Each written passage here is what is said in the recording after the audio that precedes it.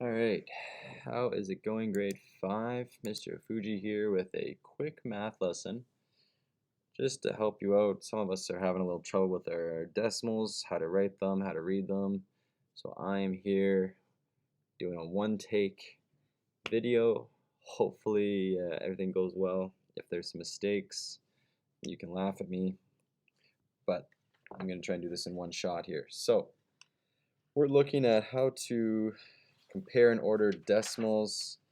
That was yesterday's assignment. Plus, we have exploring thousands and whatnot. So we're going to work on how to properly write them, how to read them, and everything like that. Just because it is a little trickier, as it is the complete opposite of when we have just a whole number and no decimal involved.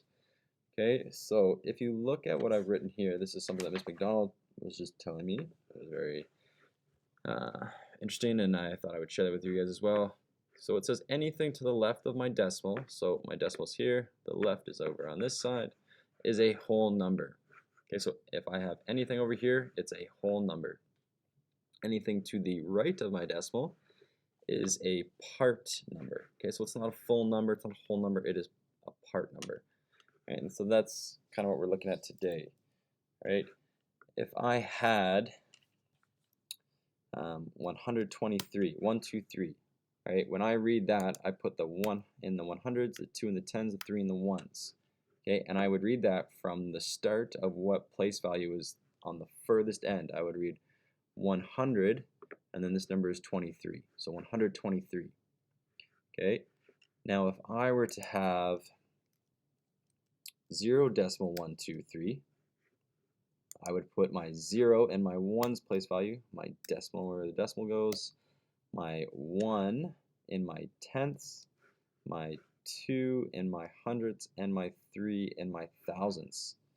Okay, so the trick to this is I'm going to ignore the decimal for a second here, right? And I'm just going to read that number as it is. And that number, with if I were to take the 0 and the decimal out, that number is 123.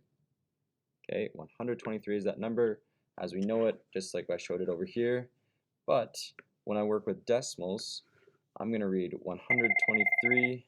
There's my phone. And sorry, I had to take that. I don't know where I am, so I'm going to go back a bit. So I read this again as 123. But unlike my whole number of 123, where I started with 100, okay, I read this as 123, and wherever I end off, that's what the decimal is. So I have 123 thousandths. That's how I would read this. Okay, so if I had 123 thousandths, that's where that's going to go.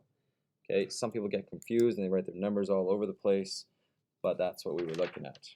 Okay, now I'm going to do some practice from the work that you had on Monday, May 11th, and it said that you had 76 thousandths.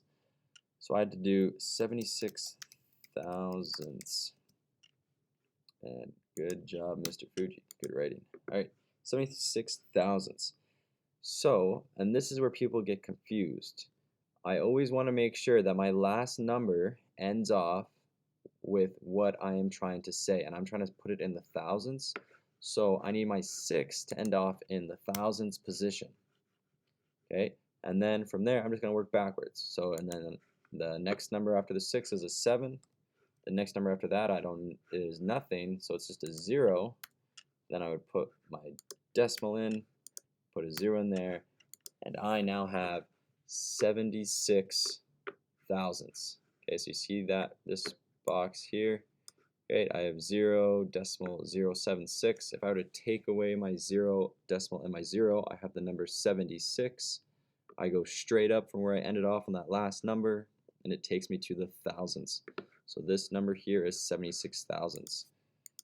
Okay, so if I were to write that out, 0.076 is equivalent or the same as 76 thousandths.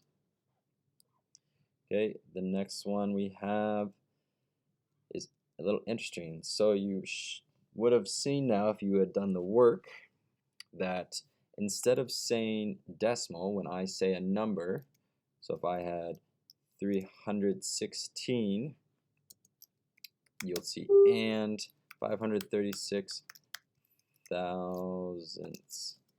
Okay, this and means decimal.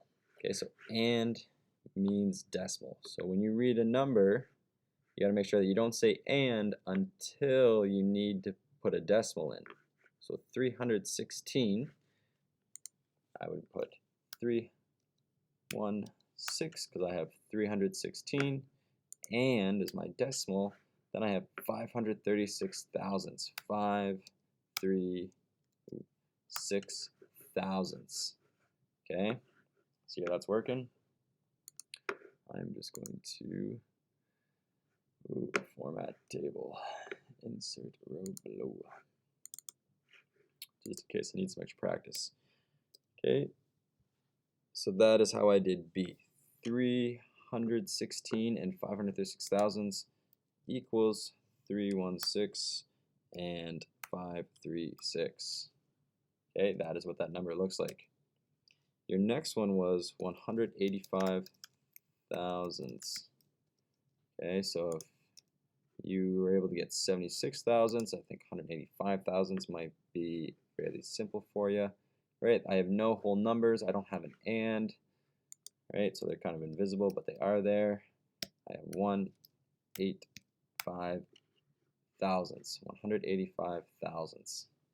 All right, so big thing to remember is just because it says 185 thousandths doesn't mean that my decimal's not there, doesn't mean that this zero's not here. So you always want to make sure you put these two in if you're just working with the decimal.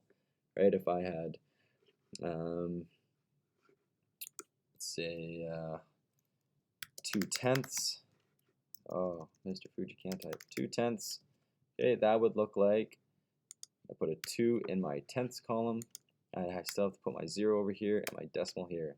This is what 2/10 looks like. So always remember that you're putting those in. Okay, now that wasn't in your work, but just something I was going to go over there. Your last one is a little trickier.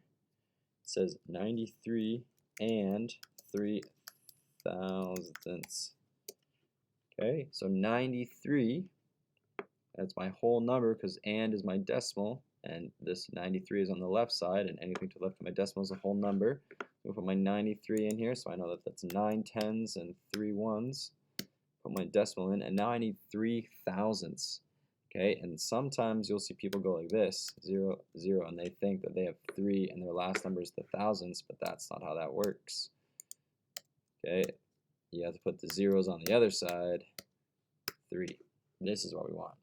So now we have 93 and 3, go straight up, thousandths. 93 and 003 thousandths. Okay, so that was what that would look like. Okay, so hopefully that was helping you. If it was a little more confusing, you need some extra help with that, again, I am always available for anyone, 5F, 5M, 5L, if you need help. But so is Miss McDonald, so is Mr. Langdon, Miss Larson, and Miss Tarbett. Okay, we're all here to support you and help you learn this. If you're having troubles, don't be afraid to reach out to us. We are more than happy to help. I am begging for some connections with other people other than my dog, so if you want to just chat, you let me know. Alright, hope you guys are having a good time, enjoying some nice warm weather, and enjoying math. Talk to you guys later.